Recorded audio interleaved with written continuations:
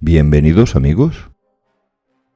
Después de más de 6 meses de iniciada la guerra de la Rusia de Putin sobre Ucrania, ahora mismo estamos en el momento de todo el conflicto donde menos información trasciende.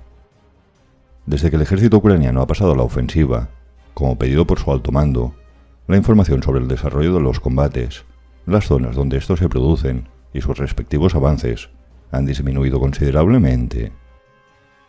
Antes de los avances ucranianos, ya era normal tener un retraso en la información de 24 horas, 48 o 72 horas. Ahora mismo, además del retraso en recibir la información, también estamos, entre comillas, más ciegos que nunca. En estos momentos, podemos recibir los datos sobre combates en una localidad, o incluso la liberación de esta, varios días después de haber ocurrido, y mientras el ejército ucraniano ya debe estar en otra localidad que aún desconocemos.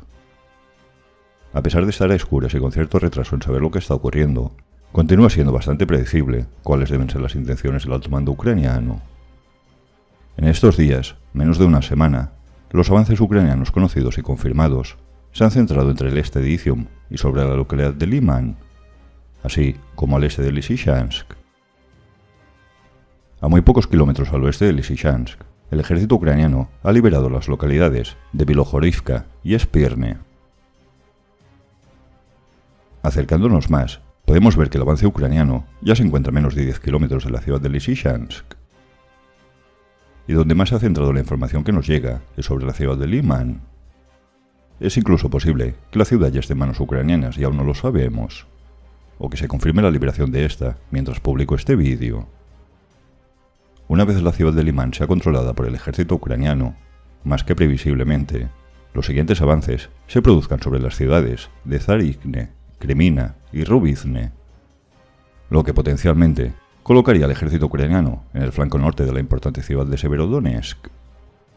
Previsiblemente, el ejército ucraniano también avanzará frontalmente hacia la ciudad de Lysychansk. Caso el ejército ucraniano logre el flanqueo sobre la ciudad de Severodonetsk, la posición de Lysychansk debería caer por la consecuente retirada del ejército ruso, usando la lógica e imaginando que el ejército ruso se comporte de manera lógica, lo que no es seguro. En Liman, que se mantenía prácticamente como la primera línea de la defensa rusa del frente, es presumible que esté mejor defendida. En las localidades detrás de Liman, sospecho que no debe de haber tropas rusas, y por lo tanto las defensas no deben de estar bien preparadas. Así que sospecho que una vez Liman esté en manos ucranianas, las siguientes localidades deberían ofrecer menos resistencia. Quizás, si en Rubizne, por ser el flanco de las dos ciudades de Severodonetsk y de Lysychansk. Yo no espero aquí una rápida ofensiva ucraniana como en Kupiansk. Deben ser lentos avances, ciudad tras ciudad, mientras limpian y consolidan las localidades y sus alrededores. Pero en vez de pasarse un mes para hacerlo, ¿qué es lo que tardó el ejército ruso en conquistar Liman? El ejército ucraniano lo hará en una semana. Si es que Liman ya no está en manos ucranianas, y lo sabremos casi una semana después. Ampliando el frente de Lugansk, son previsibles las intenciones ucranianas de flanquear Severodonetsk, si bien, actualmente, solo sabemos que se encuentran en Liman. Ya en Kupiansk, lo único que sabemos confirmado es que el ejército ucraniano ya se encuentra en la orilla oriental del río Oskil. Es la única información confirmada que tenemos. Ante la incertidumbre y el retraso en recibir la información, cabe la posibilidad que el ejército ucraniano esté más avanzado de lo que sabemos. Y caso aún no lo esté, las intenciones de los avances ucranianos también son evidentes.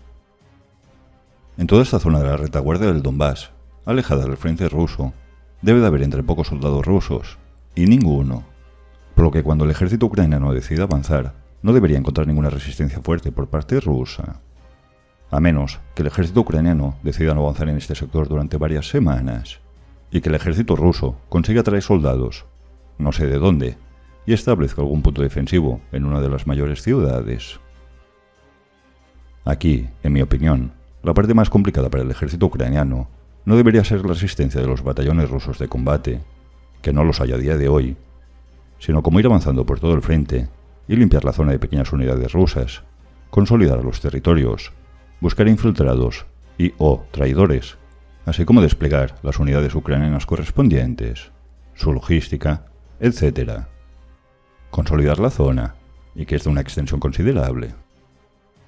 Ahora mismo, no sabemos si el alto mando ucraniano va a hacer esto, ni cuándo, y ni siquiera si ya se ha iniciado este proceso, pero este sería el próximo paso más obvio.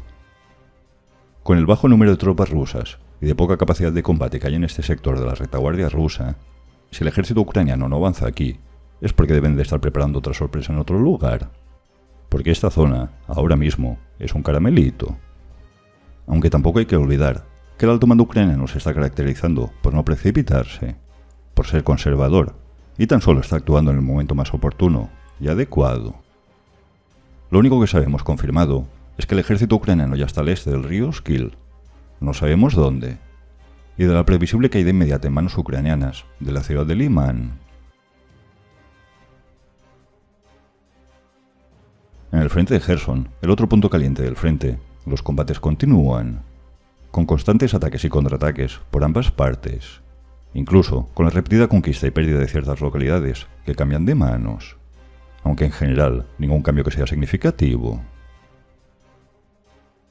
El mayor cambio interesante es que en el puente de la represa, destruido por los ucranianos ya hace bastantes días, el ejército ruso ha instalado algo que parecen dos puentes. Tampoco es que parezcan muy prometedores, pero obviamente mejor que nada.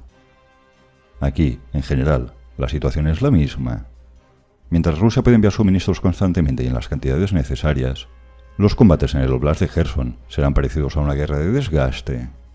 Pero como en algún momento la cadena de suministros se ve afectada, debería producirse una caída en el desempeño de las tropas rusas, como un castillo de naipes.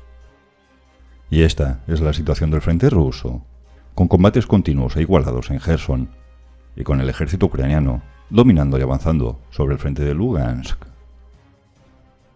Mientras que el ejército ruso lleva semanas y semanas atacando sobre la ciudad de Bakhmut, Pisky o cualquier otra localidad que no conduce absolutamente a ningún lugar y que solo sirven para que parezca que el ejército ruso está haciendo algo.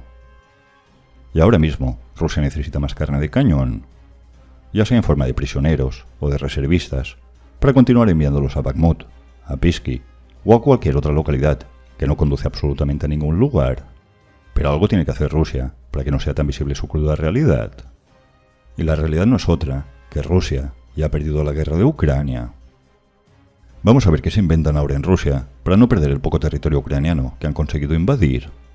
Porque es lo único que les resta. No perder lo poco que han logrado.